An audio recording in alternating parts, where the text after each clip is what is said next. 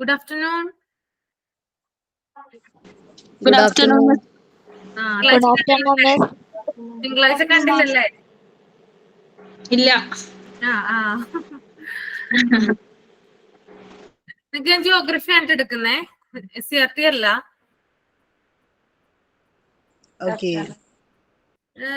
നിങ്ങൾക്ക് ഉത്തരമഹാസമതലം എടുത്തിട്ടുണ്ടായിരുന്നു. ഞാൻ എവിടെയാ നിങ്ങൾക്ക് ജിയോഗ്രഫി എടുത്ത് നിർത്തിയത്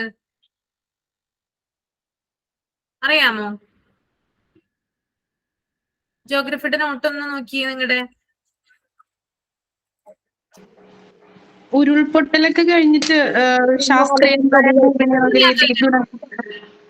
അതല്ല മോളെ, നദികൾ എടുത്തിട്ടുണ്ടായിരുന്നില്ലേ? നദികൾ എടുത്തേല് എവിടെ ഞാൻ ലാസ്റ്റ് നിർത്തിയേ? പശ്ചിമതീര സമതലം. കേൾക്കുന്നില്ല.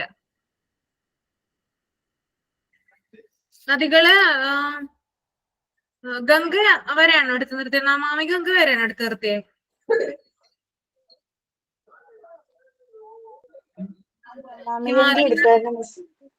എന്തോ നമാമി ഗംഗയൊക്കെ എടുത്തായിരുന്നു. നമാമി ഗംഗയ്ക്ക് എടുത്തല്ലേ? ഓക്കെ. ഹിമാലയത്തിൽ തിരിച്ചിരിക്കുന്ന ഒരു സംഭവം എഴുതിയിട്ടുണ്ടായിരുന്നോ? അത് പഠിപ്പിച്ചിട്ടുണ്ടായിരുന്നു സിഡ്നി ബെർണാഡിന്റെ? ഇല്ല. എക്സ്ക്യൂസ് മീ മേഡം, മേഡം എടുത്തതിന് ശേഷമാണ് നമ്മൾക്കുള്ള ആൾക്കാരെ ജോയിൻ ചെയ്തത്. അപ്പൊ ഈ മേഡത്തിന് മുമ്പത്തെ ക്ലാസ്സിന് നമുക്ക് കിട്ടുമോ? ഇത് കിട്ടുമല്ലോ, ഉണ്ടാവും. ഗൂഗിൾ ക്ലാസ് റൂമില് അവൈലബിൾ ആയിട്ടുണ്ടാവും കേട്ടോ.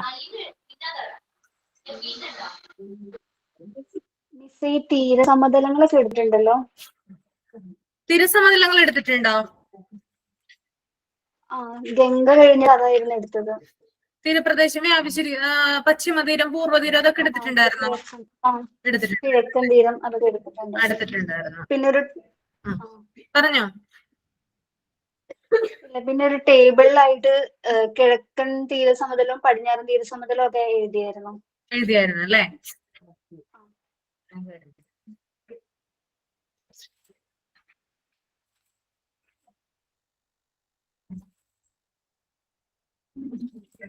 അപ്പൊ നമുക്ക് ഉത്തരമഹാസമതലം എടുക്കാം കേട്ടോ. ഉത്തരമഹാസമതലം എടുത്തിട്ടില്ലല്ലോ ഞാൻ. ഇല്ല മിസ്. ഇല്ലല്ലേ? ഓക്കെ. ഉത്തരമഹാസമതലം എടുക്കാം ഈ ക്ലാസ്സിൽ കേട്ടോ. അപ്പൊ നിങ്ങൾക്ക് എന്തൊക്കെ അറിയാം ഉത്തരമഹാസമതലത്തിനെ കുറിച്ചിട്ട്?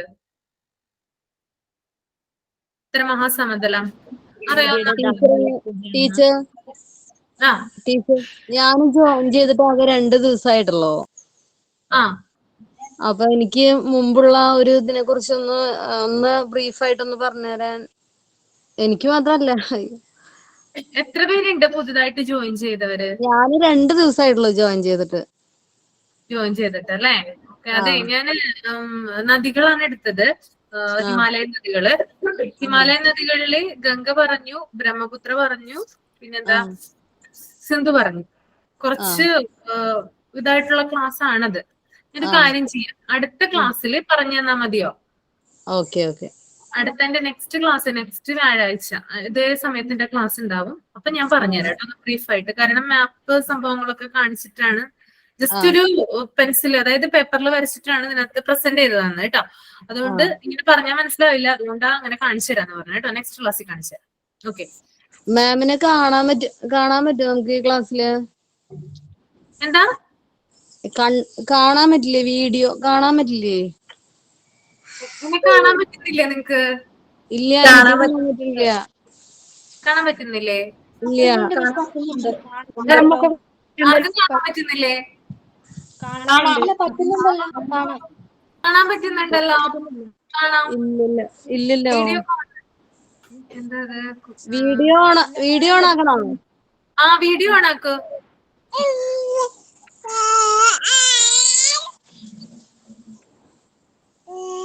ഇപ്പോഴും പറ്റുന്നില്ലല്ലേ? ഒരു മിനിറ്റ്. റിജോ ഒന്ന് വന്നേ.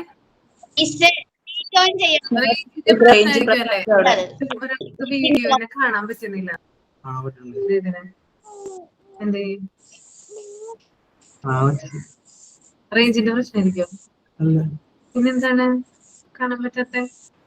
ആ കുട്ടി വീഡിയോ ലെഫ്റ്റ് സൈഡിൽ ഒരു റെഡ് കളർ ബട്ടൺ ഉണ്ട്, അതിൽ ഞെക്കണോ? ഒരു മിനിറ്റ്. Video of ആക്കാനാണ്. അവർക്ക് എന്നെ കാണാൻ പറ്റുന്നില്ലെന്ന്. ഒന്നുകൂടി കട്ടാക്കിട്ട് കേറി നോക്കട്ടാ. Okay okay. ഓക്കെ.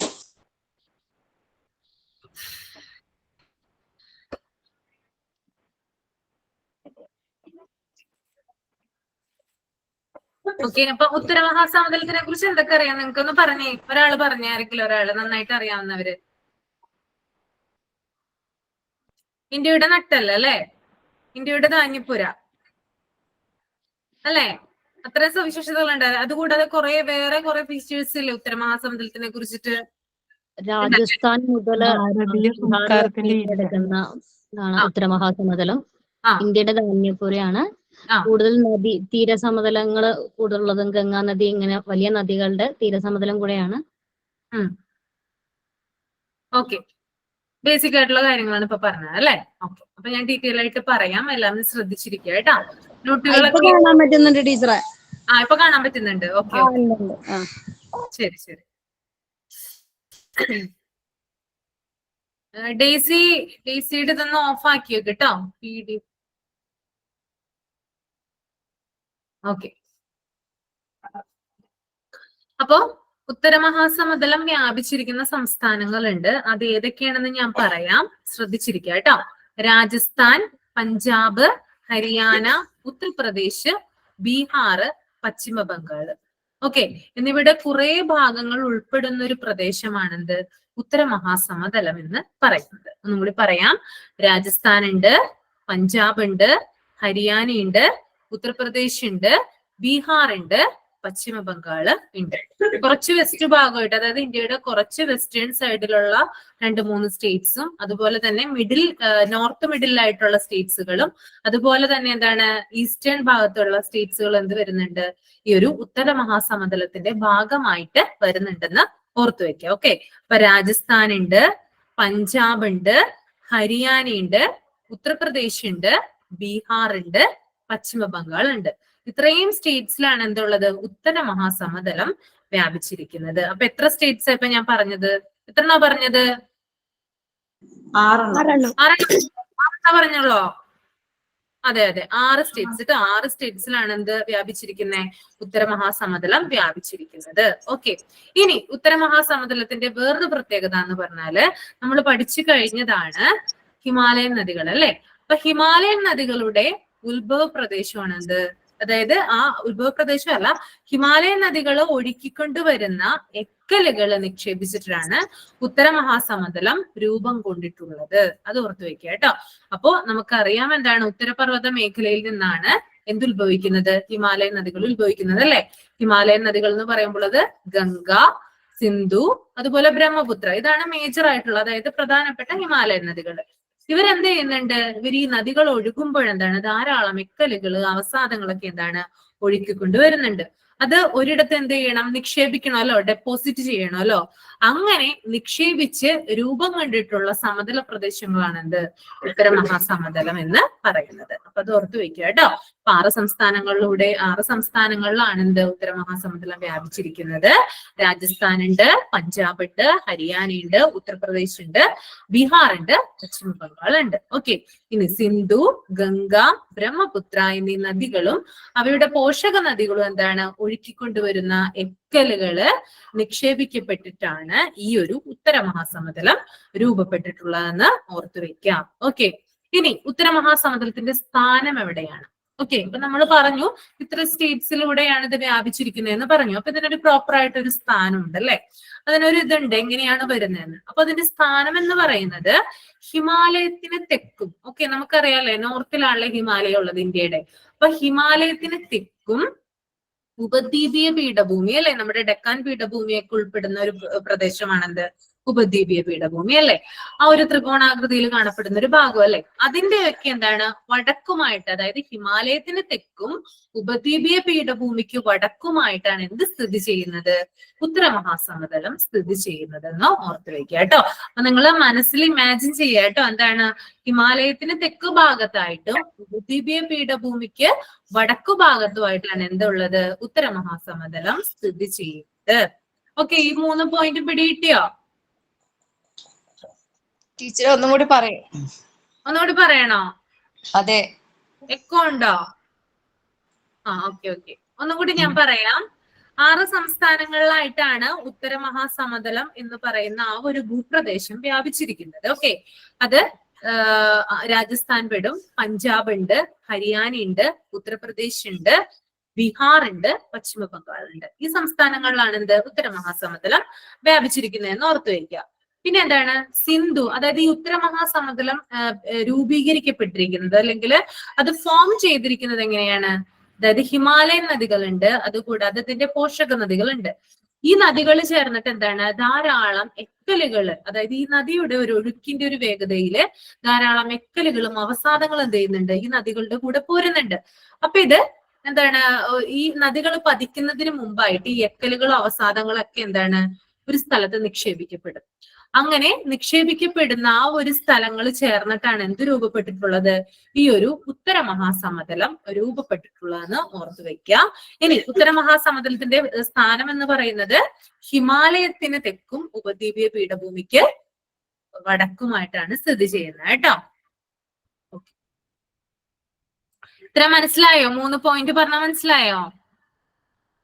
ഓക്കെ, മനസ്സിലായി. ഇനി അപ്പോ ഞാൻ പറഞ്ഞു ഈ ഉത്തര മഹാസമതലം എന്ന് പറഞ്ഞത് എന്താണ്? ധാരാളം എക്കലുകൾ രൂപപ്പെട്ടിട്ടാണ് ഈ ഒരു സമതലം രൂപപ്പെട്ടിരിക്കുന്നതെന്ന് പറഞ്ഞു. അപ്പൊ അവിടുത്തെ മണ്ണെന്ന് പറയുന്നത് എന്ത് മണ്ണായിരിക്കും? അവിടുത്തെ മണ്ണ് മണ്ണാണ്. എക്കലുകൾ നിക്ഷേപിക്കപ്പെട്ടിട്ടാണ് സമതലം രൂപപ്പെട്ടിട്ടുള്ളത്. അപ്പൊ അവിടുത്തെ ആ ഒരു പ്രദേശത്തിന്റെ അല്ലെങ്കിൽ ആ ഒരു ഉത്തര മഹാസമതലത്തിന്റെ മണ്ണെന്ന് പറയുന്നത് എക്കൽ മണ്ണാണ്. അത് ഓർത്തിരിക്കുക കേട്ടോ. എക്കൽ മണ്ണാൽ സമ്പുഷ്ടമാണ് ഉത്തര മഹാസമതലം കേട്ടോ. സമ്പുഷ്ടമാണ് ഉത്തര മഹാസമതലം എന്ന് ഓർത്തിരിക്കും. ഓക്കെ, ഇനി അടുത്ത പോയിന്റ്, ഇന്ത്യയിലെ ഏറ്റവും വലിയ കാർഷിക ഭൂമിയാണ് എന്ത്? ഉത്തര മഹാസമതലം എന്ന് പറയുന്നത് കേട്ടോ. ഇന്ത്യയിലെ ഏറ്റവും വലിയ കാർഷിക ഭൂമി. കാരണം എന്താ? എക്കൽ മണ്ണാണ് കൂടുതലുള്ളത് അല്ലെ. എക്കൽ മണ്ണ് എന്ന് പറഞ്ഞാൽ എന്താണ്? ബലഭൂരിഷ്ടമാർന്ന മണ്ണാണ് അല്ലെ. അതുകൊണ്ട് തന്നെ എന്താണ്?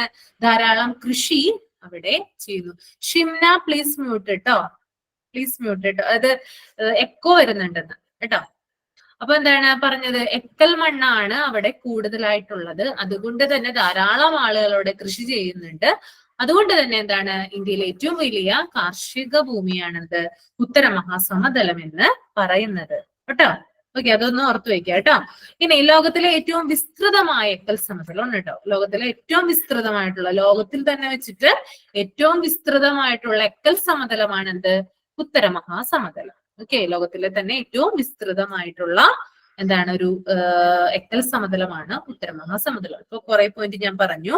ആദ്യം പറഞ്ഞത് 6 സംസ്ഥാനങ്ങളിലായിട്ട് വ്യാപിച്ചിരിക്കുന്നു. പിന്നെ എന്താണ് ഹിമാലയ നദികളും അതിന്റെ പോഷക നദികളും ഒഴുക്കിക്കൊണ്ടുവരുന്ന എക്കലുകൾ നിക്ഷേപിച്ചിട്ടാണ് ഈ സമതലം രൂപപ്പെട്ടിരിക്കുന്നത്. ഇതിന്റെ സ്ഥാനം എന്ന് പറയുന്നത് ഹിമാലയത്തിന്റെ തെക്കും ഉപദ്വീപീയ പീഠഭൂമിക്ക് വടക്കുമായിട്ടാണ്. എക്കൽ മണ്ണാൽ സമ്പുഷ്ടമാണ് ഈ പ്രദേശം. അതുകൊണ്ട് തന്നെ ഇന്ത്യയിലെ ഏറ്റവും വലിയ കാർഷിക ഭൂമിയാണ് ഈ ഒരു സമതലം എന്ന് പറയുന്നത്. അതുകൂടാതെ ലോകത്തിലെ തന്നെ ഏറ്റവും വിസ്തൃതമായ എക്കൽ സമതലമാണ് ഉത്തര മഹാസമതലം എന്ന് ഓർത്തിരിക്കുക. ഇനി ഇന്ത്യയുടെ ധാന്യപ്പുര എന്നറിയപ്പെടുന്ന ഭൂപ്രദേശം. ഓക്കെ, ഇന്ത്യയുടെ ധാന്യപ്പുരയാണ്. കാരണം എന്താണ്, ധാരാളം എന്താണ് ചെയ്യുന്നത്, അതായത് അരി, ഗോതമ്പ്, നെല്ല്, അങ്ങനെ കുറെ സാധനങ്ങൾ എന്ത് ചെയ്യുന്നുണ്ട് ഈ ഒരു ഉത്തര മഹാസമതലത്തിൽ കൃഷി ചെയ്യുന്നുണ്ട്. ധാരാളം വിളകൾ എന്ത് ചെയ്യുന്നുണ്ട്, കൃഷി ചെയ്യുന്നുണ്ട്. അതുകൊണ്ട് തന്നെ എന്താണ് ഇന്ത്യയുടെ ധാന്യപ്പുര എന്ന് ഈ ഒരു ഭൂപ്രദേശം അറിയപ്പെടുന്നു. ഓക്കെ, ഇന്ത്യയുടെ ധാന്യപ്പുര എന്ന് അറിയപ്പെടുന്ന ഭൂപ്രദേശം. അതുപോലെ തന്നെ ഇന്ത്യയുടെ നട്ടെല്ല് എന്ന് വിശേഷിപ്പിക്കുന്ന ഭൂപ്രദേശമാണ് എന്ത് ഉത്തര മഹാസമതലം കേട്ടോ. ഇന്ത്യയുടെ നട്ടെല്ല് എന്ന് വിശേഷിപ്പിക്കപ്പെടുന്ന ഭൂപ്രകൃതി വിഭാഗമാണ് ഉത്തര മഹാസമതലം എന്നും ഓർത്തിരിക്കാം. ഇനി ഭാരതീയ സംസ്കാരത്തിന്റെ ഈറ്റിലം എന്ന് എന്ത് അറിയപ്പെടുന്നുണ്ട് ഈ ഒരു ഭൂപ്രദേശം അറിയപ്പെടുന്നുണ്ട്. ഭാരതീയ സംസ്കാരത്തിന്റെ ഈറ്റിലം എന്നറിയപ്പെടുന്നത് ഈ ഒരു ഭൂപ്രദേശമാണ്. അപ്പം ഇപ്പൊ ഞാനൊരു അതായത് 3 പോയിന്റ് പറഞ്ഞല്ലേ, ആ ഒരു ഇതായിട്ട് വരുന്നത് അല്ലെ. ഇന്ത്യയുടെ ധാന്യപ്പുര, ഇന്ത്യയുടെ നട്ടെല്ല്, അതുകൂടാതെ ഭാരതീയ സംസ്കാരത്തിന്റെ ഈറ്റിലം എന്നും ഈ ഒരു പ്രദേശം അറിയപ്പെടുന്നു. കൃഷിയാണ് കൂടുതൽ ചെയ്യുന്നത്. അതുകൊണ്ടാണ് എന്ത് പറയുന്നത്, നമ്മുടെ സംസ്കാരവുമായിട്ട് വളരെ എന്താണ് കണക്റ്റഡ് ആയിട്ടുള്ള ഒന്നാണ് എന്ത് ഈ ഉത്തര മഹാസമതലം എന്ന് പറയുന്നത്. നമ്മുടെ പരമ്പരാഗതമായിട്ട് ആളുകൾ തുടങ്ങി ഇപ്പോൾ ഉള്ള ആളുകൾ എന്ത് ചെയ്യുന്നുണ്ട്, ആ ഒരു ഭൂപ്രദേശത്ത് എന്ത് ചെയ്യുന്നത്, കൃഷി ചെയ്യുന്നുണ്ട്. ആ സംസ്കാരം ഒരിക്കലും നശിച്ചിട്ടില്ല. പണ്ട് ആളുകൾ എന്താണോ തുടങ്ങി വെച്ചത് അതിപ്പോഴും നിലനിർത്തി പോരുന്നുണ്ട്. ധാരാളം കർഷകര്, ധാരാളം കാർഷികമായിട്ടുള്ള ധാരാളം സാധനങ്ങൾ എന്താണ് ആ ഒരു ഭൂപ്രദേശത്ത് ഉണ്ട്. അതുകൊണ്ടാണ് ഇങ്ങനെ പറയുന്നത് കേട്ടോ. ഇന്ത്യയുടെ ധാന്യപ്പുര എന്നറിയപ്പെടുന്നു, ഭാരതീയ സംസ്കാരത്തിന്റെ ഈറ്റിലം എന്ന് അറിയപ്പെടുന്നു, അതുപോലെ തന്നെ ഇന്ത്യയുടെ നട്ടെല്ല് എന്നറിയപ്പെടുന്നതും ഉത്തര മഹാസമതലമാണ്. അപ്പൊ ഒന്ന് പറഞ്ഞ 3 പോയിന്റ് എന്ന് പറഞ്ഞേ, എന്തൊക്കെയാ ഞാൻ പറഞ്ഞത്? ഇപ്പൊ ഒരാള് പറഞ്ഞത് ഇന്ത്യയുടെ നട്ടെല്ലാണ്, പിന്നെ ധാന്യപ്പുര എന്നറിയപ്പെടുന്ന ഭാരതീയ സംസ്കാരത്തിന്റെ ഈറ്റിലം. ഓക്കെ ഓക്കെ, ഞാൻ മ്യൂട്ട് ചെയ്തോളൂ കേട്ടോ. ഇത്തരം കാര്യങ്ങൾ മനസ്സിലായെന്ന് വിചാരിക്കുന്നു. ഇനി ഞാൻ പറയണ്ടല്ലോ, ഡീറ്റെയിൽ ആയിട്ടൊന്നും കൂടി പറയണോ ആർക്കെങ്കിലും? വേണ്ട, പറയണ്ട. ഉണ്ടെങ്കിൽ ചോദിച്ചാൽ മതി കേട്ടോ. എന്തെങ്കിലും കിട്ടാത്തതുണ്ടെങ്കിൽ ചോദിച്ചാൽ മതി. ഇനി അടുത്തത് നമ്മുടെ ഉത്തര മഹാസമതലത്തെ 4ആയി തിരിച്ചിട്ടുണ്ട്. ഓക്കെ, അങ്ങനെ തിരിച്ചിരിക്കുന്നത് നദികൾ രൂപപ്പെടുത്തുന്ന സമതലത്തിന്റെ അടിസ്ഥാനത്തിലാണ് തിരിച്ചിരിക്കുന്നത്. ഞാൻ പറഞ്ഞു എന്താണ് അതായത് ഹിമാലയൻ നദികളും അവയുടെ പോഷക നദികളും ഒഴുക്കിക്കൊണ്ടുവരുന്ന എക്കലുകള് നിക്ഷേപിച്ചിട്ടാണ് ഈ സമതലം രൂപപ്പെട്ടിട്ടുള്ളത് അല്ലെ. അപ്പോ അങ്ങനെ എക്കലുകൾ, അതായത് ധാരാളം നദികൾ അങ്ങനെ വരുമ്പോൾ ധാരാളം എക്കലുകൾ നിക്ഷേപിക്കപ്പെടും. അതിന്റെ ഫലമായിട്ട് സമതലം രൂപപ്പെടും. അപ്പൊ പല നദികളുണ്ട്, പല നദി, അതായത് ഇന്ത്യയുടെ പല മാത്സിന്റെ ക്ലാസ് അല്ലായിരുന്നോ? എന്താ മാത്സിന്റെ ക്ലാസ് അല്ലായിരുന്നോ? ഇന്ന് മാത്സിന്റെ ക്ലാസ് മാറ്റിയിട്ടുണ്ട്. എന്റെ ക്ലാസ് ആണ് കേട്ടോ. എന്റെ ക്ലാസ് തേഴ്സ്ഡേ, അതായത് ഈ ദിവസം തെരഞ്ഞു വരുന്നത് വ്യാഴാഴ്ച കേട്ടോ. നിങ്ങൾക്ക് ഇൻഫോർമേഷൻ ഉണ്ടായിരുന്നില്ലേ?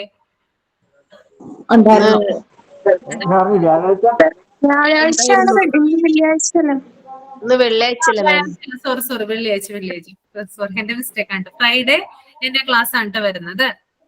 എല്ലാ ഫ്രൈഡേ 2 തൊട്ട് 3 വരെ.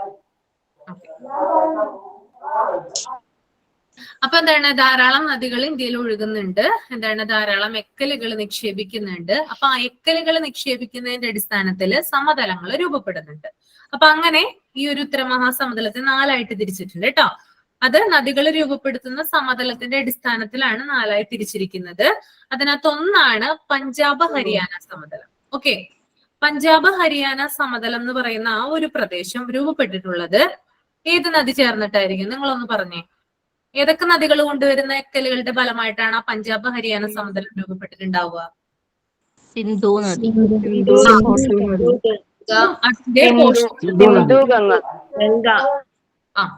അല്ല, ഗംഗ വരുന്നില്ല, സിന്ധു മാത്രമേ ഉള്ളൂ കേട്ടോ.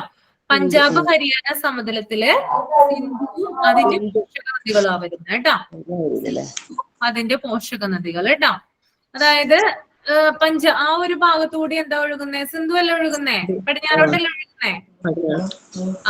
അതുകൊണ്ടാണ് എന്ത് രൂപപ്പെട്ടത്? ആ പഞ്ചാബ് ഹരിയാന സമതലം, സിന്ധു അതിന്റെ പോഷക നദികൾ കൂടി ആ ഭാഗത്തുകൂടി ഒഴുകുന്നത് കൊണ്ടാണ് ആ ഒരു സമതലം അവിടെ രൂപപ്പെട്ട് വന്നിരിക്കുന്നതെന്ന് ഓർത്തിരിക്കാം. ഓക്കെ, അപ്പൊ പഞ്ചാബ് ഹരിയാന സമതലം രൂപപ്പെട്ടിട്ടുള്ളത് സിന്ധുവും അതിന്റെ പോഷക നദികളും ചേർന്നിട്ടാണ്.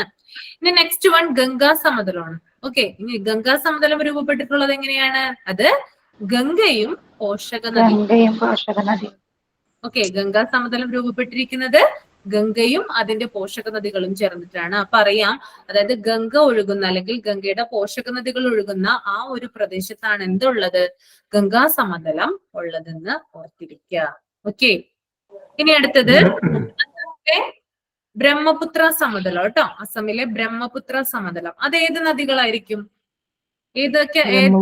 പോഷക നദികളും. ബ്രഹ്മപുത്ര നദികളും. ഓക്കെ, ഇനി അടുത്തത് ലാസ്റ്റ് വൺ രാജസ്ഥാനിലെ മരുസ്ഥലി ബാഗർ സമതലം. ഏതൊക്കെ നദികളായിരിക്കും രൂപപ്പെടുത്തിയിട്ടുണ്ടാവുക? സരസ്വതി നദികൾ.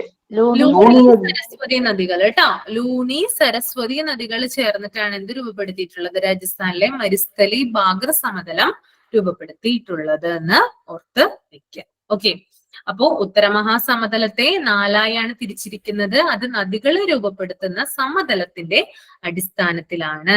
അതിനകത്ത് പഞ്ചാബ് ഹരിയാന സമതലം സിന്ധുവും അതിന്റെ പോഷക നദികളുമാണ് രൂപപ്പെടുത്തിയിട്ടുള്ളത്. ഗംഗാ സമതലം ഗംഗയും അതിന്റെ പോഷക നദികളും ചേർന്ന് രൂപപ്പെടുത്തിയിരിക്കുന്നു. ഇനി അസമിലെ ബ്രഹ്മപുത്ര സമതലം ബ്രഹ്മപുത്രയും പോഷക നദികളും ചേർന്ന് രൂപപ്പെടുത്തിയിരിക്കുന്നു. ഇനി രാജസ്ഥാനിലെ മരുസ്ഥലി ബാഗർ സമതലം ലൂണി സരസ്വതി നദികൾ ചേർന്നിട്ടാണ് രൂപപ്പെടുത്തിയിരിക്കുന്നതെന്ന് ഓർത്തുവയ്ക്കാം. ഒന്നുകൂടി പേര് പറയാം. പറയാം. പഞ്ചാബ് ഹരിയാന സമതലം കേട്ടോ. നദികൾ നാലാമത്തെ രാജസ്ഥാനിലെ മരുസ്ഥലി ബാഗർ സമതലം. രാജസ്ഥാനിലെ മരുസ്ഥലി ബാഗർ സമതലം ലൂണി സരസ്വതി നദികൾ കേട്ടോ. രാജസ്ഥാനിലെ മരുസ്ഥലി ബാഗർ സമതലം ലൂണി സരസ്വതി നദികൾ ചേർന്നിട്ടാണ്.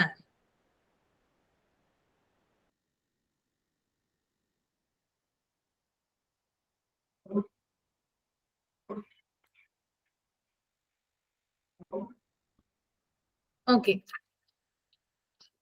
ഇത് മനസ്സിലായില്ലേ? അപ്പൊ ഇനി ഒന്നുകൂടി പറയണ്ടല്ലോ. ഓക്കെ, ഇനി ഉത്തരമഹാസമതലം വ്യാപിച്ചിരിക്കുന്ന രാജ്യങ്ങൾ ഏതൊക്കെയായിരിക്കും? അപ്പോ നമ്മൾ സംസ്ഥാനങ്ങൾ പറഞ്ഞു കഴിഞ്ഞല്ലേ. രാജ്യങ്ങൾ ഏതൊക്കെയായിരിക്കും? ഇന്ത്യ, പാകിസ്ഥാൻ, അഫ്ഗാനിസ്ഥാൻ. പാകിസ്ഥാൻ, ഇന്ത്യ, ബംഗ്ലാദേശ് കേട്ടോ. പാകിസ്ഥാൻ, ഇന്ത്യ, ബംഗ്ലാദേശ്.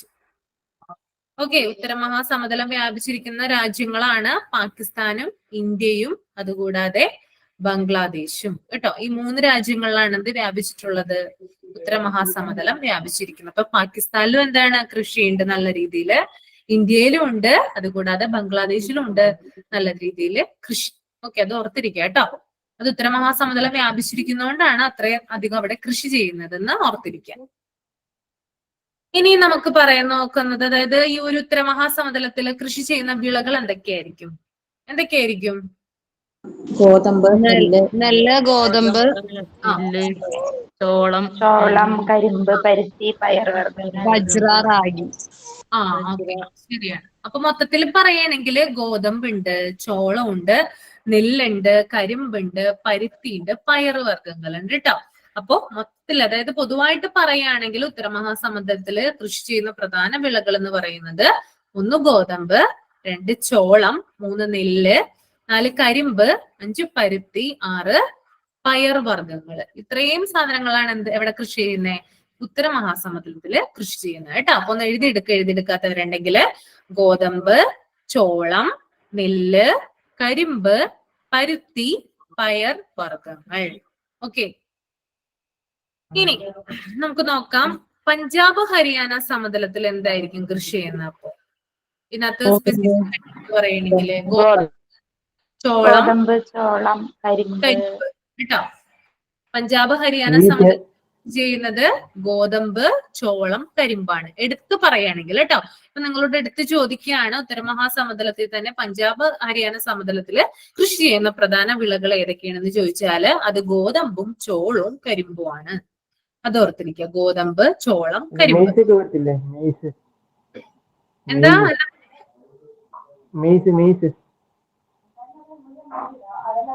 കേക്കുന്നില്ല?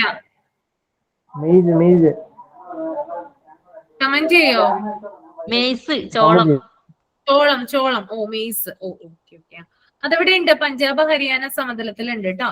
ഗോതമ്പും ചോളവും കരിമ്പും. ഓക്കെ. ഇനി രാജസ്ഥാനില് പ്രധാനമായിട്ടും കൃഷി ചെയ്യുന്ന എന്തായിരിക്കും അപ്പോ? രാജസ്ഥാനില് ബജ്റ, ജോവർ കേട്ടോ. രാജസ്ഥാനിൽ എന്താണ്? ബജ്റയും ജോവറാണ് കൃഷി ചെയ്യുന്നത് കേട്ടോ. എന്തുകൊണ്ടാ ബജ്റയും ജോവറും അവിടെ കൃഷി ചെയ്യുന്നത്? വേറെ സ്ഥലത്ത് നമുക്കത് കാണാനായിട്ട് സാധിക്കില്ല. ബജ്റയും ജോവറും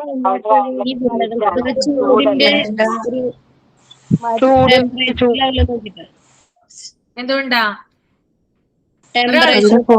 ജലം ആവശ്യമില്ല.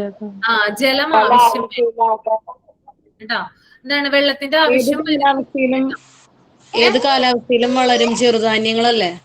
ചെറുധാന്യങ്ങളാണ്. വെള്ളത്തിന്റെ ആവശ്യം അവിടെ അധികം വരുന്നില്ല. നമുക്കറിയാലോ രാജസ്ഥാനൊക്കെ എന്താണ്, അധികം വെള്ളം ഉണ്ടോ അവിടെ? ഉണ്ടോ? മരുഭൂമി.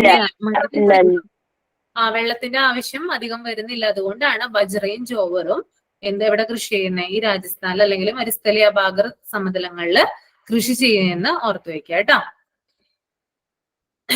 അപ്പോ ഉത്തരമഹാസമതലത്തിന്റെ പടിഞ്ഞാറ് ഭാഗത്ത് മഴ തീരെ കുറവാണ്. ഓക്കെ, ഉത്തരമഹാസമതലം എന്ന് പറയുന്ന സമതലം നമ്മൾ പഠിച്ചുകൊണ്ടിരിക്കുന്നതാണ്.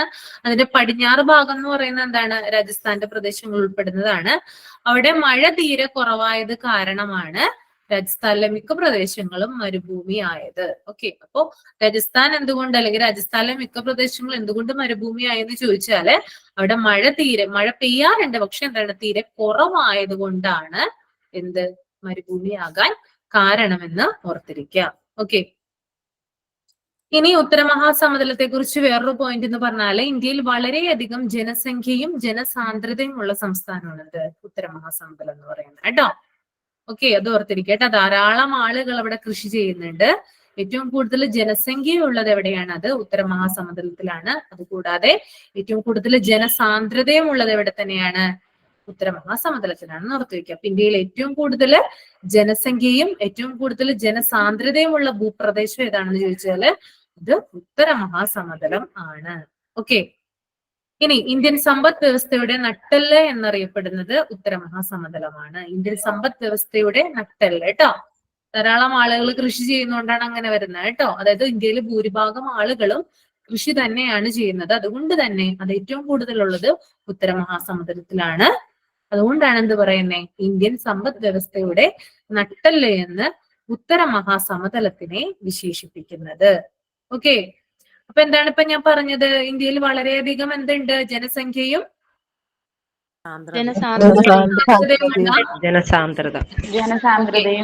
ജനസംഖ്യയും ജനസാന്ദ്രതയും. പിന്നെ എന്തിന്റെ നട്ടെല്ലാണെന്നാണ് പറയുന്നേ?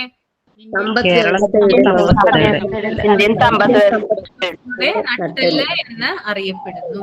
ഓക്കെ, ഇനി ആര്യാവർത്തനം എന്നറിയപ്പെടുന്ന ഭൂപ്രകൃതി വിഭാഗമാണ്. ഓക്കെ, ആര്യാവർത്തനം അതായത് പണ്ട് കാലത്ത് ആര്യന്മാര് കുടിയേറി താമസിച്ചിട്ട്, അല്ലെങ്കിൽ പണ്ട് കാലത്തുള്ള ആ ഒരു വിഭാഗം ആര്യന്മാരെന്ന് പറയുന്ന ഒരു ജനത ഉണ്ടല്ലോ, ആര്യവർഗം, അവര് ഇന്ത്യയില് വന്നപ്പോൾ അവര് താമസിച്ചിരുന്നൊരു ഭൂപ്രദേശമാണ് എന്ത്? ഉത്തരമഹാസമതലം കേട്ടോ. അപ്പൊ ആര്യാവർത്തനം എന്നറിയപ്പെടുന്ന ഒരു വിഭാഗം, അല്ലെങ്കിൽ ആര്യാവർത്തനം എന്നറിയപ്പെടുന്ന ഒരു ഭൂപ്രകൃതി വിഭാഗം ഏതാണെന്ന് ചോദിച്ചാല് അത് ഉത്തരമഹാസമതലം. ആര്യന്മാര് മുമ്പ് താമസിച്ച, അതായത് അവിടെ നിന്ന്, അതായത് വിദേശത്ത്, അതായത് മറ്റുള്ള നാടുകളിൽ നിന്ന് അവര് കുടിയേറി പാർത്തപ്പോ എന്താണ്, ആ ഒരു പർട്ടിക്കുലർ ആയിട്ട് ഒരു ഭൂപ്രദേശത്താണ് അവര് താമസിക്കാനായിട്ട് ആരംഭിച്ചത്. അതുകൊണ്ടാണ് ആര്യാവർത്തനം എന്ന് അറിയപ്പെടുന്നത് എന്ന് ഓർത്തു വയ്ക്കുക. ഇനി അടുത്തൊരു പോയിന്റ്, മറ്റു ഭൂപ്രകൃതി വിഭാഗങ്ങളെ അപേക്ഷിച്ച് റെയില്, റോഡ്, കനാൽ എന്നിവയുടെ ശൃംഖല ഏറ്റവും കൂടുതലുള്ളത് ഉത്തര മഹാസമതലത്തിലാണ് കേട്ടോ. അത് ഓർത്തു വയ്ക്കുക. അതായത് അതായത് ഇന്ത്യയിൽ പല പല ഭൂപ്രകൃതി വിഭാഗങ്ങളുണ്ട്. അപ്പൊ അതിനൊക്കെ അപേക്ഷിച്ച് എന്താണ് റോഡ്, റെയില്, കനാല് എന്നിവയുടെ ഏറ്റവും കൂടുതൽ അതിന്റെ ഒരു ശൃംഖല ഉള്ളത് ഏതൊരു ഭൂപ്രദേശത്താണെന്ന് വെച്ചാൽ അത് ഉത്തര മഹാസമതലത്തിലാണ് കേട്ടോ. റോഡ്, റെയില്, കനാലൊക്കെ ഉള്ളത് ഉത്തര മഹാസമതലത്തിലാണ് മറ്റു ഭൂപ്രകൃതി വിഭാഗങ്ങളെ അപേക്ഷിച്ച്. ഓക്കെ, ഇത്രയും കാര്യങ്ങൾ മനസ്സിലായോ? മനസ്സിലായല്ലേ? അപ്പൊ ഒന്ന് പറഞ്ഞേ, എത്ര സംസ്ഥാനങ്ങളിലൂടെ പോകുന്നുണ്ട്? ഏതൊക്കെയാണ് സംസ്ഥാനങ്ങള്?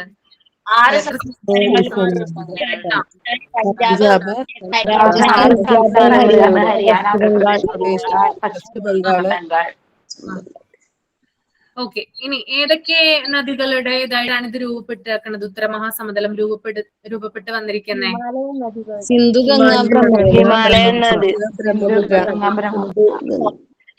പിന്നെ ബ്രഹ്മപുത്ര. Okay okay. ഇനി എന്താണ് സ്ഥാനം? ഇതിന് ഉത്തര മഹാസമുദ്രത്തിന്റെ സ്ഥാനം ഒന്ന് പറഞ്ഞേ നിങ്ങള്.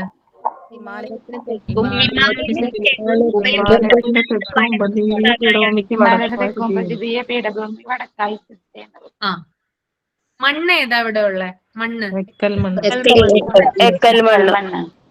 മണ്ണാണ് അല്ലെ? ഓക്കെ. പിന്നെ ഇന്ത്യയിലെ ഏറ്റവും വലിയ എന്ത് ഭൂമിയാ? പിന്നെ എന്ത് സമുദ്രമാണ് ലോകത്തിൽ വളരെയധികം ജനസാന്ദ്രതയും ജനസാന്ദ്രതയുണ്ട് അല്ലെ? സമ്പദ് വ്യവസ്ഥയുടെ നട്ടെല്ല് ഇന്ത്യൻ ഉത്തര മഹാസമതലം. ഇന്ത്യയുടെ നട്ടെല്ല്, ഇന്ത്യൻ സമ്പദ് വ്യവസ്ഥയുടെ നട്ടെല്ല്. ആര്യവർത്തനം എന്നറിയപ്പെടുന്ന ഭൂപ്രദേശം, ഭാരതീയ സംസ്കാരത്തിന്റെ ഏറ്റവും കൂടുതൽ ഉള്ള ഭൂപ്രദേശം ഉത്തര മഹാസമതലം. ഇനി പഞ്ചാബ്, ഹരിയാന സമതലം ഏത് നദികളാണ് രൂപപ്പെടുത്തിയേക്കണേ? സിന്ധു, പഞ്ചാബ്, സിന്ധുവും പോഷക നദികളും. സമതലമാണെങ്കിലോ ഗംഗാ സമതലം, ഗംഗയും പോഷക നദികളും. ഇനി അസമിലെ ബ്രഹ്മപുത്ര സമതലമാണെങ്കിലോ അതിനോട്. ഇനി രാജസ്ഥാനിലെ മരുസലി ബാഗർ സമതലമാണെങ്കിലോ നദികൾ അല്ലേ? ഇനി ഉത്തര മഹാസമുദ്രം വ്യാപിച്ചിരിക്കുന്ന രാജ്യങ്ങൾ ഏതൊക്കെയാ? രാജ്യങ്ങള്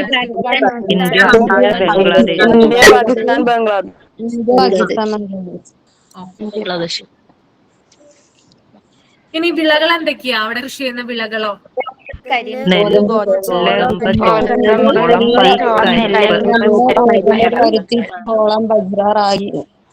പയർവർഗ്ഗങ്ങൾ. രാജസ്ഥാനിലെ അല്ലെങ്കിൽ മരുസ്ഥലി പ്രദേശത്ത് കൃഷി ചെയ്യുന്ന വിളകൾ ഏതൊക്കെയാ?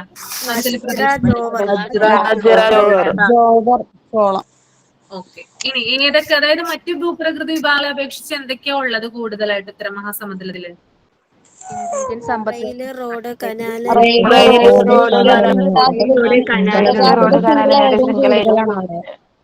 ഓക്കെ. ഇത്രയും കാര്യങ്ങൾ മനസ്സിലായെന്ന് വിശ്വസിക്കുന്നു കേട്ടോ. അപ്പൊ ഞാനിനി നെക്സ്റ്റ് എടുക്കാൻ പോകുന്ന ഇതിന്റെ കണ്ടിന്യൂഷൻ ആയിട്ട് വരുന്നതാണ്. അതായത് ഈ ഒരു ഉത്തര മഹാസമതലത്തെ നിങ്ങൾ മനസ്സിലൊന്ന് ഇമാജിൻ ചെയ്യാട്ടോ. ഈ ഒരു ഉത്തര മഹാസമതലത്തെ വടക്ക് നിന്ന് തെക്കോട്ട് പോകുന്നതിന്റെ അടിസ്ഥാനത്തില് 3 മേഖലകളായി തിരിച്ചിട്ടുണ്ട്. അതായത് ആ ഒരു ഉത്തര മഹാസമതലം നമ്മുടെ ആ ഒരു ഭാഗം, ഇപ്പൊ നമ്മൾ 6 സംസ്ഥാനങ്ങൾ പറഞ്ഞു, ആ ഒരു പ്രത്യേക ഒരു ഭൂപ്രദേശത്തെ വടക്ക് നിന്ന്, അതായത് നോർത്തിൽ നിന്ന് സൗത്തിലോട്ട് പോകുന്ന ഒരു ക്രമമില്ല, വ്യാപിച്ചിരിക്കുന്ന ഒരു ക്രമമില്ലേ, അത് നോർത്തിൽ നിന്ന് സൗത്ത് വരെയുള്ള ആ ഒരു ക്രമത്തെ 3 ആയിട്ട് തിരിച്ചിട്ടുണ്ട്. ഉത്തര മഹാസമതലത്തെ വടക്ക് നിന്ന് തെക്കോട്ട് പോകുന്നതിന്റെ അടിസ്ഥാനത്തില് 3 മേഖലകളായി തിരിച്ചിട്ടുണ്ട്. പേര് പറഞ്ഞാൽ നിങ്ങൾക്ക് മനസ്സിലാവും. 1 ഭാബർ, 2 ടെറായ്, 3 എക്കൽ സമതലങ്ങൾ. കേട്ടിട്ടുണ്ടോ?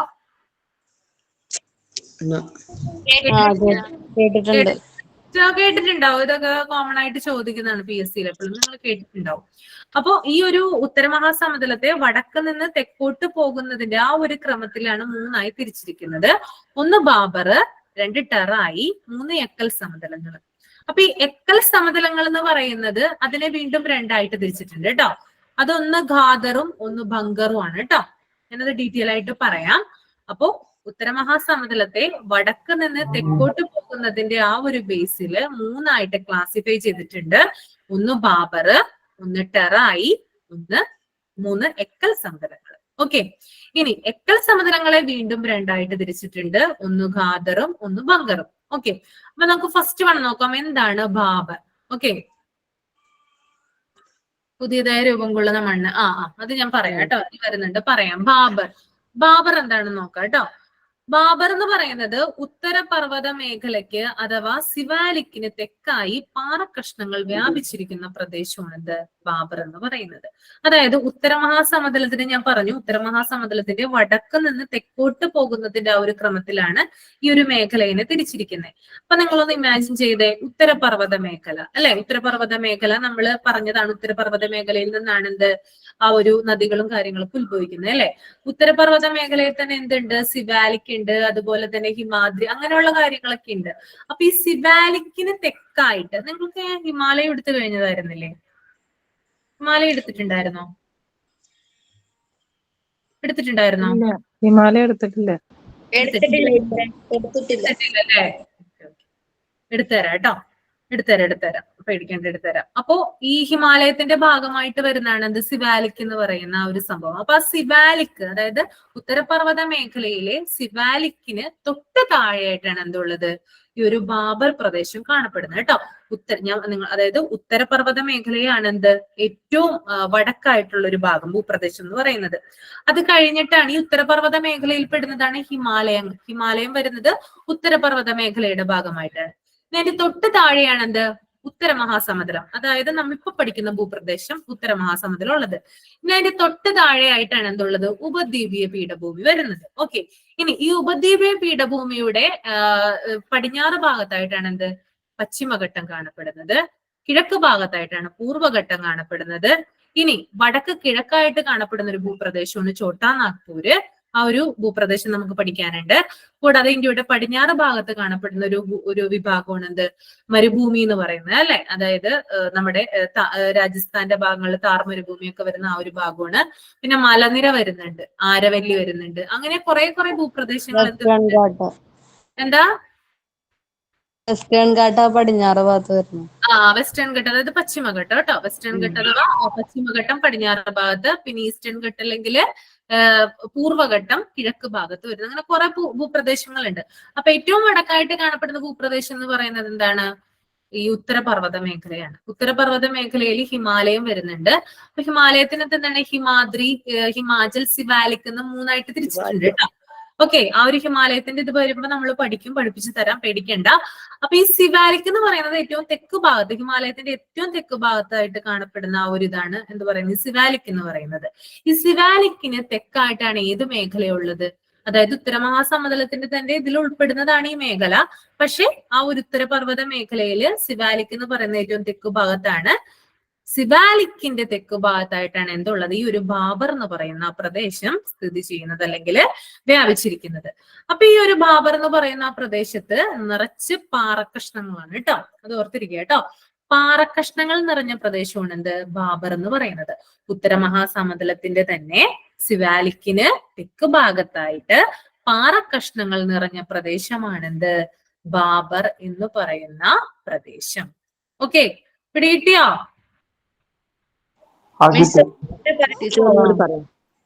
ഒന്നുകൂടി പറയാം അല്ലെ. അതായത് ഞാൻ പറയാം. അപ്പൊ ഇത്രയും കാര്യങ്ങൾ മനസ്സിലായല്ലോ. ഉത്തരപർവ്വത മേഖല ഏത് ഭാഗത്തായിട്ടാ തന്നെ? ഇന്ത്യയുടെ വടക്കായിട്ട്, ഭാഗം അല്ലെ, വടക്ക് ഭാഗത്തായിട്ടാണ് തന്നെ. ആ ഉത്തരപർവ്വത മേഖലയിലാണ് എന്ത് ഉൾപ്പെടുന്നത്? നമ്മുടെ ഹിമാലയം. ആ ഒരു ഇത് ഉൾപ്പെടുന്നത് ഉത്തരപർവ്വത മേഖലയിലാണ്. ഹിമാലയത്തെ 3 ആയിട്ട് തിരിച്ചിട്ടുണ്ട്. ഒന്ന് ഹിമാദ്രി, മറ്റൊന്ന് ഹിമാചൽ, വേറൊന്ന് സിവാലിക്. എന്താണ് ഹിമാദ്രി എന്ന് പറഞ്ഞാൽ എന്താണ്? ഹിമാലയത്തിലെ കൊടുമുടികൾ കാണപ്പെടുന്ന പ്രദേശമാണെന്ത്? ഹിമാദ്രി എന്ന് പറയുന്നത് അല്ലെ. നട്ടെല്ലാണ് അല്ലെ, നട്ടെല്ലാണ് ഹിമാദ്രി എന്ന് പറയുന്നത്. കൊടുമുടികൾ കാണപ്പെടുന്നു. ഇനി അടുത്തതാണ് ഹിമാചൽ ആണ്. ഹിമാചൽ എന്ന് പറയുന്നത് സുഖവാസ കേന്ദ്രങ്ങൾ അല്ലേ? അതായത് നമ്മളിപ്പോ ഒരു ടൂറൊക്കെ ഹിമാലയത്തിലൊക്കെ ഒരു ടൂറൊക്കെ പോവുകയാണെങ്കിൽ നമ്മൾ ഏത് ഭാഗത്താ ചെല്ലണം? ഹിമാലയത്തിന്റെ ഹിമാചലിലാണ് അല്ലെ സുഖവാസ കേന്ദ്രങ്ങൾ കാണപ്പെടുന്നു.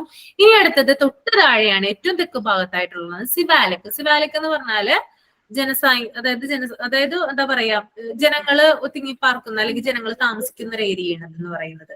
അവിടെയാണ് കൃഷിയും കാര്യങ്ങളൊക്കെ കുറച്ചെങ്കിലും ഉള്ളത് അവിടെയാണ്. അപ്പൊ സിവാലിക് എന്ന് പറയുന്ന ഏരിയ, ആ ഏരിയയുടെ താഴെയായിട്ടാണ് എന്ത്, പിന്നെ ആ സിവാലിക് കഴിഞ്ഞ പിന്നെ ഉത്തരപർവ്വത മേഖല തീർന്നു കേട്ടോ. മനസ്സിലായോ? ഹിമാദ്രി തുടങ്ങി സിവാലിക് വരെ 3 ഇതായിട്ട് എന്തുണ്ട്, ഹിമാലയത്തിന്റെ തന്നെ ഭാഗങ്ങളുണ്ട്.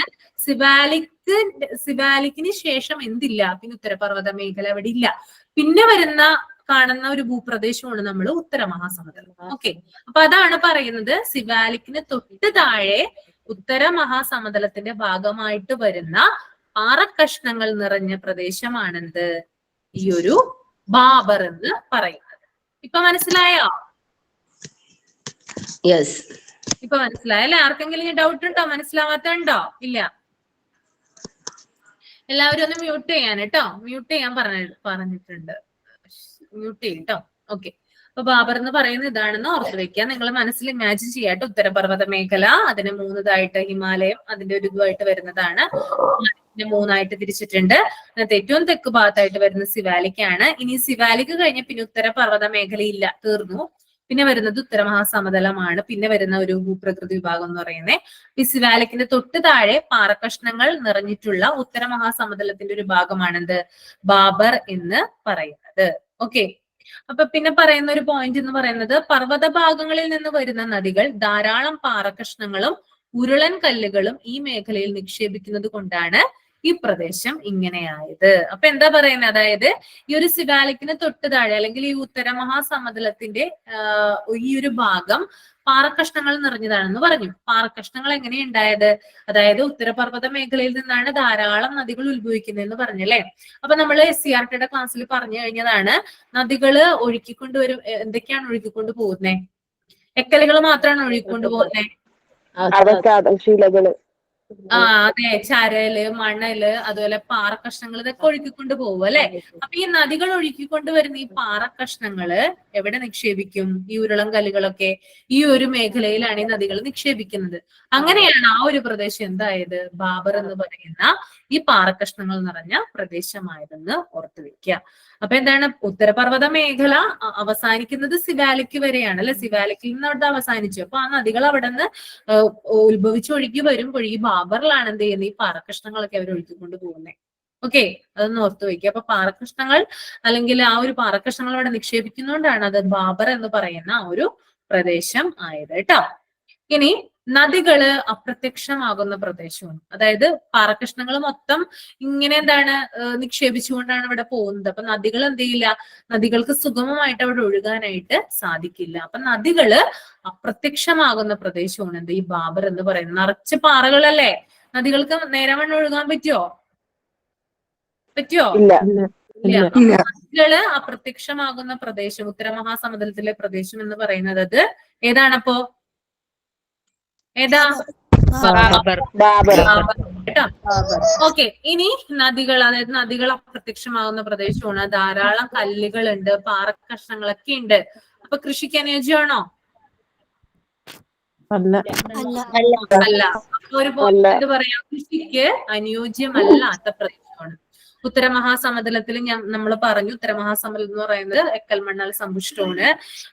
എക്കൽ മണ്ണിനെ ബലഭൂരിച്ചുകൊണ്ടാണ് അവിടെ ധാരാളം കൃഷി നടത്തുന്നത്.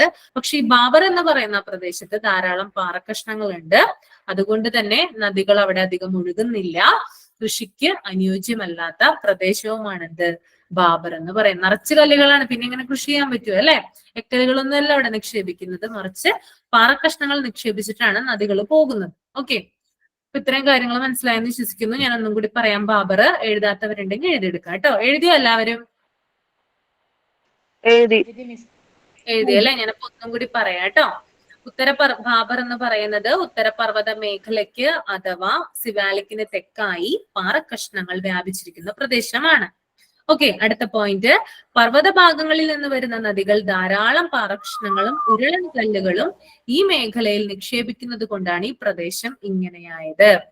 കൂടാതെ അടുത്ത പോയിന്റ് നദികൾ അപ്രത്യക്ഷമാകുന്ന പ്രദേശമാണ്. പിന്നെ കൃഷിക്ക് അനുയോജ്യമല്ലാത്ത പ്രദേശമാണെന്ത് ബാബർ എന്ന് പറയുന്നത്. ഓക്കെ, ഇനി അടുത്തൊരു മേഖലയിലേക്ക് പോവുകയാണ്. ടെറായ് എന്നാണ് അടുത്തൊരു മേഖലയുടെ പേര്. ടെറായ് എന്ന് പറയുന്നത് ധാരാളം വനമുള്ള ഉത്തര മഹാസമുദ്രത്തിന്റെ ഭാഗമാണ് കേട്ടോ. ധാരാളം വനം നമുക്ക് അവിടെ കാണാനായിട്ട് സാധിക്കും കേട്ടോ. ധാരാളം വനമുള്ള ഉത്തര മഹാസമുദ്രത്തിന്റെ ഭാഗമാണ് ടെറായ്.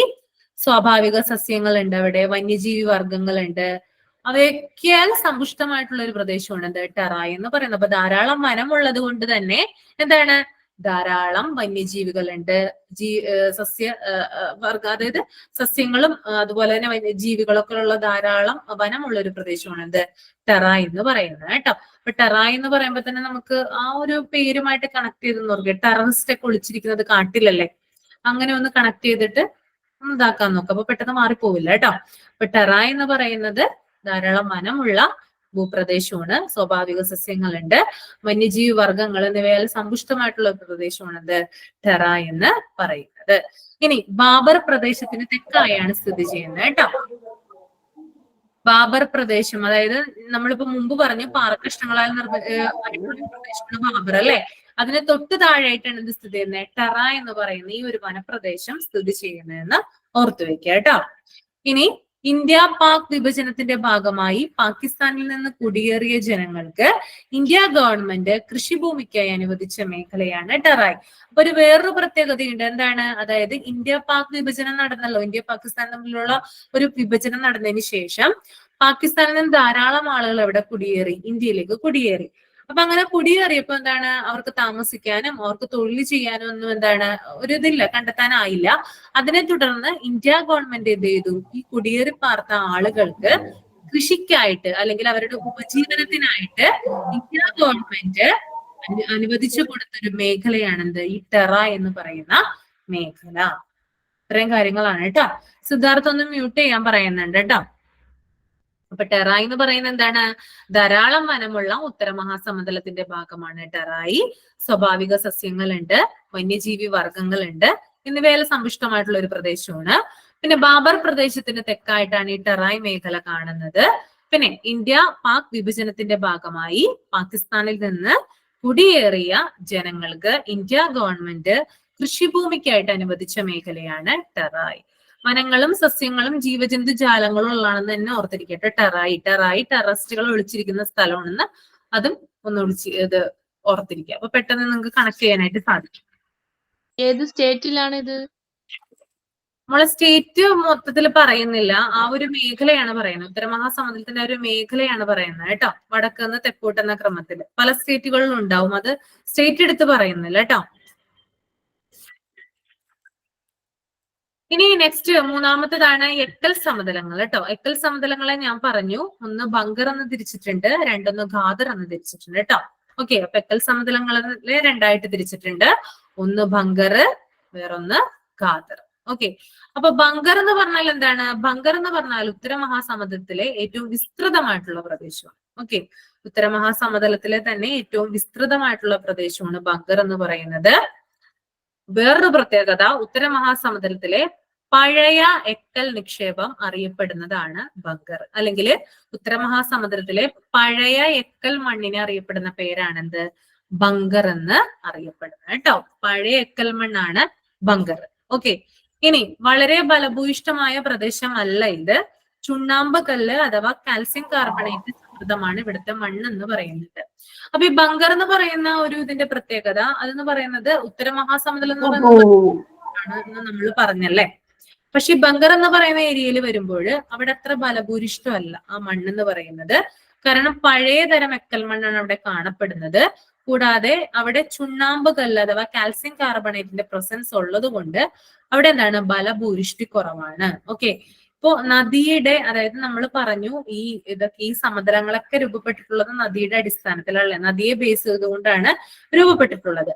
അപ്പൊ ഈ എക്കൽമണ്ണ് കാണപ്പെടുന്നത് കൂടുതലും നദിയോട് ചേർന്നിട്ടാണ് എക്കൽമണ്ണുകൾ കാണപ്പെടുന്നത്. അതായത് അതിന്റെ ഒരു ഫലഭൂരിഷ്ടി ഇത് കാണപ്പെടുന്നത്, അതായത് കൃഷിക്ക് ഏറ്റവും അനുയോജ്യമായിട്ട് നമ്മൾ ചെയ്യുന്നത് നദിയുടെ അടുത്തൊക്കെയാണ് നമ്മൾ ഏറ്റവും കൂടുതൽ കൃഷിയൊക്കെ ചെയ്യുന്നത് അല്ലെ.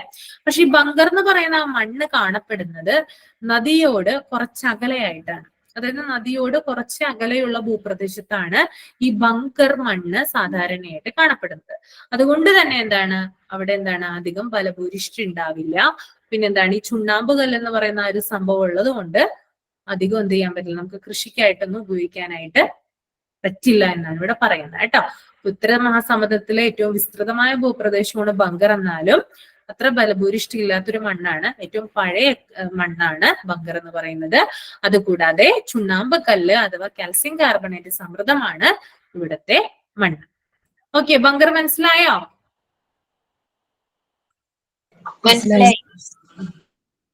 മനസ്സിലായി. അപ്പൊ ഗാദർ എന്തായിരിക്കും? ഗാദർ ഫലപുഷ്ടിയുള്ള മണ്ണ്. ഫലഭൂയിഷ്ടിയുള്ള മണ്ണാണ്. പുതിയതായിട്ട് രൂപം കൊള്ളുന്ന മണ്ണ്. പുതുതായിട്ട് രൂപപ്പെടുത്തിയിട്ടുള്ള പുതുതായി നിക്ഷേപിക്കപ്പെടുന്ന മണ്ണ്. പുതുതായിട്ട് രൂപം കൊണ്ടിട്ടുള്ള മണ്ണാണ് എന്ത് ഗാദർ എന്ന് പറയുന്നത്. അപ്പൊ പുതുതായിട്ട് രൂപം കൊണ്ടിട്ടുള്ളത് തന്നെ എന്താണ് ഏറ്റവും ഫലഭൂയിഷ്ടിയുള്ള മണ്ണായിരിക്കും അല്ലെ. പിന്നെ കൃഷിക്ക് ഏറ്റവും അനുയോജ്യമായിട്ടുള്ള മണ്ണായിരിക്കും, ഫലഭൂയിഷ്ടി കൂടുതലായിരിക്കും. അപ്പൊ ഞാൻ പറഞ്ഞു ബങ്കർ എന്ന് പറയുന്നത് നദിയുടെ അടുത്ത് നിന്ന് മാറി കുറച്ച് അകലെയായിട്ടാണ് ഈ ഒരു മണ്ണ് കാണപ്പെടുന്നത്, അല്ലെങ്കിൽ ആ ഒരു ബങ്കർ എന്ന് പറയുന്ന ഒരു പ്രദേശം കാണപ്പെടുന്നത്. അപ്പൊ ഗാദറോ?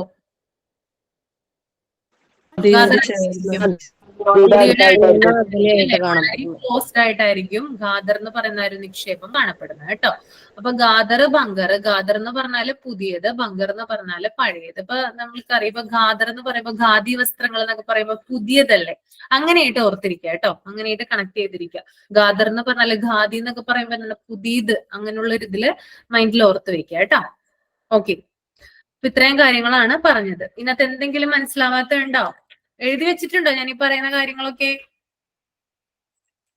നോട്ട് അതിന് നോട്ട് തരാം കേട്ടോ, നോട്ട് തരാം. അപ്പൊ പറഞ്ഞ ഏക്കൽ സമതലങ്ങൾ എത്രയായിട്ട് തിരിച്ചിട്ടുണ്ട്? ഏക്കൽ സമതലങ്ങള് നോട്ട് തരാം. ഏതൊക്കെയാ? ഒന്ന് ബങ്കർ അല്ലെ. ബങ്കർ എന്താണ്? ഏറ്റവും പഴയ മണ്ണ് ഫലഭൂയിഷ്ടി കുറഞ്ഞത്, കാൽസ്യം കാർബണേറ്റ് നിറഞ്ഞത്, നദിയുടെ അടുത്ത് നിന്ന് ദൂരെയായിട്ട് സ്ഥിതി ചെയ്യുന്നു. ഞാനേ ഈ പറയുന്ന പോയിന്റിൽ എന്തെങ്കിലും ചിലപ്പോ നോട്ടിൽ ഉണ്ടാവില്ല, ചില പോയിന്റുകൾ കയ്യിൽ നിന്ന് എടുത്തിരുന്നതാണ്. അത് നിങ്ങളൊന്ന് നോട്ട് ചെയ്ത് വെക്കണം കേട്ടോ. എന്ന് വെച്ചാൽ ഇപ്പൊ ഞാൻ പറഞ്ഞ നദിയുടെ അടുത്ത് നിന്ന് അല്ലെങ്കിൽ അകലെയിട്ടാണ് ബങ്കർ എന്ന് പറയുന്ന ഒരു ഇത് ഞാൻ നോട്ടിൽ എഴുതിയിട്ടില്ല. അപ്പൊ അതൊന്ന് കുറിച്ച് കേട്ടോ. ചില കാര്യങ്ങൾ ഉണ്ടാവില്ല നോട്ടില്. അപ്പൊ എന്തെങ്കിലും ഉണ്ടെങ്കിൽ അടുത്ത ക്ലാസ്സിൽ എന്നോട് ചോദിക്കണം, എന്തെങ്കിലും ഇട്ട് പോയിട്ടുണ്ടെങ്കിലോ കേട്ടോ.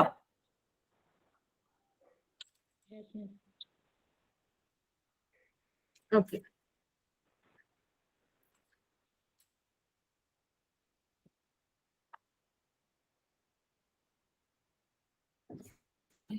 ഇനി എന്താണ് അവിടെ കൂടുതലായിട്ട് കാണപ്പെടുന്നത്? ബങ്കറിൽ കൂടുതലായിട്ട് കാണപ്പെടുന്നത് എന്താ? Calcium carbonate.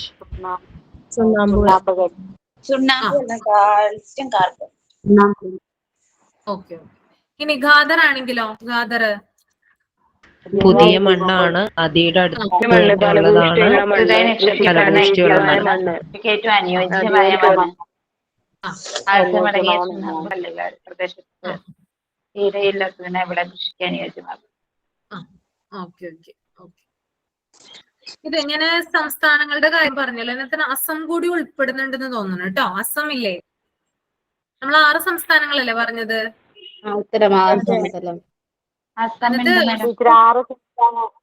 ആറ് സംസ്ഥാനം ഏതെന്ന് പറഞ്ഞു തരാമോ? 6 സംസ്ഥാനം. അതെ, അസം കൂടി വരുന്നുണ്ട്. 7 സംസ്ഥാനങ്ങളാണ് ടോട്ടൽ വരുന്നത് കേട്ടോ. അതൊരു ഡൗട്ട് ഉണ്ട്. അത് രാജസ്ഥാൻ, ഹരിയാന. കാരണം അസമില് നമ്മൾ വരുമ്പോ അസമിലെ ബ്രഹ്മപുത്ര സമതലം അപ്പൊ അസം വരുന്നുണ്ട് കേട്ടോ. അസം വരുന്നുണ്ട്. 7 സംസ്ഥാനങ്ങളാണ് കേട്ടോ. നിങ്ങളതിപ്പോ എഴുതണ്ട, ഞാനൊന്ന് ക്ലാരിഫൈ ചെയ്തിട്ട് പറയാം. ഓക്കെ കേട്ടോ? 6 ഉണ്ട്. ഡൗട്ട് ഉണ്ട്, 6 ആണോ 7 ആണോ എന്ന് കറക്റ്റ് നോക്കിയിട്ടൊന്ന് പറയാം, ക്ലാരിഫൈ ചെയ്തിട്ട് പറയാം കേട്ടോ. അതിപ്പോ എഴുതി എടുക്കണ്ട.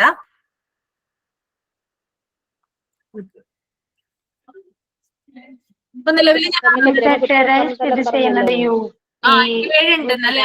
അതാണ് അതൊരു ഇവിടെ ഞാൻ എഴുതിയിട്ടുണ്ട് കേട്ടോ. പക്ഷെ ഫസ്റ്റ് അസം ഞാൻ വിട്ടുപോയി, അതുകൊണ്ടാണ്.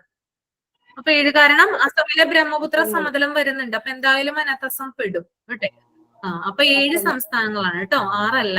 എന്റെ ഭാഗത്തു നിന്ന് വന്ന മിസ്റ്റേക്ക് ആണ്, സോറി. 7 സംസ്ഥാനങ്ങളാണ് കേട്ടോ. 7 സംസ്ഥാനങ്ങള് രാജസ്ഥാൻ ഉണ്ട്, ഹരിയാന ഉണ്ട്, പഞ്ചാബ് ഉണ്ട്, ഉത്തർപ്രദേശ് ഉണ്ട്, ബീഹാർ ഉണ്ട്, വെസ്റ്റ് ബംഗാൾ ഉണ്ട്, അസം ഉണ്ട്. ഓക്കെ, അസം ഒന്ന് കൂട്ടിച്ചേർത്താൽ മതി നിങ്ങൾ എഴുതിയല്ലേ കേട്ടോ. 7 സംസ്ഥാനങ്ങളിലാണ് എന്ത് വ്യാപിച്ചിരിക്കുന്നത്? ഉത്തരമഹാസമതലം വ്യാപിച്ചിരിക്കുന്നത്. ഓർത്തിരിക്കുക കേട്ടോ. എന്റെ മിസ്റ്റേക്ക് ആണ്, സോറി കേട്ടോ.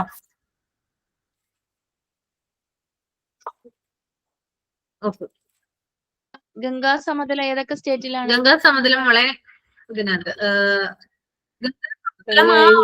എന്താ പറയാ, അത് ഇന്ന സ്റ്റേറ്റ് ആണെന്ന് എടുത്ത് പറയുന്നില്ല. ഗംഗ ഒഴുകുന്ന ഏതൊക്കെ സ്റ്റേറ്റിലാണോ അതിനകത്തൊക്കെ വരും. ഏതിലൊക്കെയാ ഗംഗ ഒഴുകുന്നേ? ആദ്യം ഞാൻ പഠിപ്പിച്ചത് ഓർമ്മയുണ്ട്. ഉത്തർപ്രദേശ്, ഉത്തരാഖണ്ഡ്,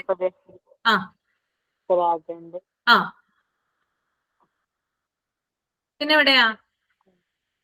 പക്ഷെ അതിനകത്ത് വരുമോ? ഉത്തരാഖണ്ഡിൽ സമതലം വരുമോ? കാരണം എവിടെയാ? എക്കലുകൾ എവിടെയാണോ നിക്ഷേപിക്കുന്നേ അവിടെയാണ് സമതലം രൂപപ്പെടുന്നത്. അപ്പൊ ഉത്തരാഖണ്ഡ് വരുമോ?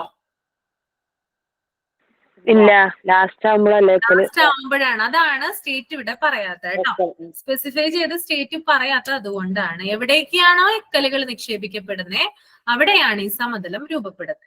ഓക്കെ, അങ്ങനെ ഓർത്ത് വെച്ചാൽ മതി. അങ്ങനെ ഇത് സമതലം ഏത് സംസ്ഥാനത്തൂടെ അങ്ങനെ ഒന്നും പോകുന്നില്ല. ഗംഗയുടെ സമതലത്തിന്റെ വിസ്തൃതി ചോദിക്കാറുണ്ട്. അതുകൂടാതെ സമതലം ഏതൊക്കെ നദികൾ ചേർന്നിട്ടാണ് രൂപപ്പെടുത്തുന്നത് ചോദിക്കാറുണ്ട്. അത് മാത്രം പഠിച്ചു വെച്ചാൽ കേട്ടോ. ഓക്കെ, വേറെ എന്തെങ്കിലും ഡൗട്ട് ഉണ്ടോ ഇതിനകത്ത്? എന്തെങ്കിലും ഡൗട്ട് ഉണ്ടോ? ഇല്ല. ഇല്ല, എല്ലാവർക്കും മനസ്സിലായി? മനസ്സിലായി. ഓക്കെ, മനസ്സിലായി. നിങ്ങൾ ഒന്ന് നോക്കി എന്റെ ജോഗ്രഫി. പറഞ്ഞോ ഷിംന പറഞ്ഞോ. 7 സംസ്ഥാനത്തിന്റെ പേര് ഒന്നും കൂടി പറഞ്ഞുതരോ? 7 സംസ്ഥാനത്തിന്റെ പേര് പറയാം. Rajasthan, Haryana, Punjab, Uttar Pradesh, Punjab, Uttar Pradesh, Bihar, west Bengal, Assam. Rajasthan, Haryana, Punjab, west Bengal, Uttar Pradesh, Assam, Bihar. Okay, 7 സംസ്ഥാനങ്ങൾ കേട്ടോ. നിങ്ങളൊന്ന് ഇതിനകത്ത് നോക്കി. ഞാൻ നിങ്ങൾക്ക് എന്തൊക്കെയാണ് എടുത്തത് ഉണ്ടോ ഇപ്പോ കയ്യില്? സംശയം ഉണ്ടെങ്കിൽ പറഞ്ഞു. ക്ലാസ് എനിക്ക് കിട്ടിയിട്ടില്ല, എന്താ ചെയ്യാ? എന്റെ ഫുൾ ക്ലാസ് കണ്ടവരാരെങ്കിലും ഉണ്ടോ ഇതിനകത്ത്? ജോഗ്രഫിയുടെ ഫുൾ ക്ലാസ്സുകൾ കണ്ട ആരെങ്കിലും ഉണ്ടോ? ഏതൊക്കെയാണ് എടുത്തത്? ഹിമാലയ നദികൾ മൊത്തം എടുത്തു അല്ലെ?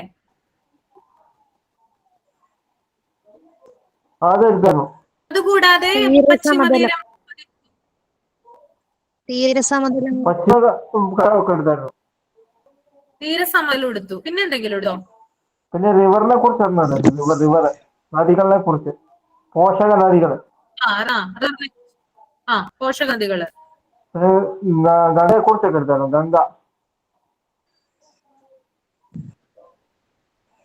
പിന്നെ യമുന. യമുന അത്ര അല്ലെ? ഹിമാലയം ഒന്നും എടുത്തിട്ടില്ല. ഉത്തരപർവ്വത മേഖല എടുത്തിട്ടില്ല അല്ലെ?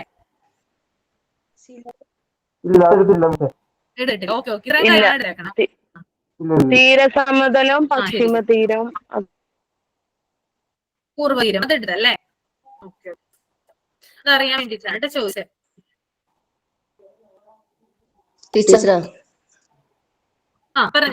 ഞാൻ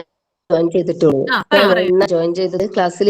അപ്പൊ അതിന് മുന്നത്തെ ക്ലാസ് കിട്ടിയിട്ടില്ല. അപ്പൊ എന്താ ചെയ്യേണ്ടത്? അത് നിങ്ങൾക്ക് ഇടുമല്ലോ. പുതിയ ക്ലാസ് അല്ലേ, എന്തായാലും ഇടും. പുതുതായിട്ട് ചേർന്നതല്ലേ, നിങ്ങൾക്ക് കിട്ടും കേട്ടോ. എന്നാൽ ഇപ്പൊ എത്ര ചേർന്നേ? രാവിലെ 10 മണിക്ക് റെക്കോർഡിംഗ് ക്ലാസ്സുകൾ ഇടുന്നുണ്ട്. പുതിയതായി ജോയിൻ ഇടുന്നുണ്ട്. 10 മണിക്ക് ഇടുന്നുണ്ടെന്ന് കേട്ടോ. ഗൂഗിൾ ക്ലാസ് റൂമില് ക്ലാസ്സുകൾ അവൈലബിൾ ആയിരിക്കും കേട്ടോ. ഓക്കെ ഓക്കെ, എന്നപ്പോ വൈൻഡപ്പ് ചെയ്യാണ് കേട്ടോ. അടുത്ത ക്ലാസ്സിൽ കാണാം. ശരി ശരി. Okay thank you miss. Okay thank you thank you thank you miss.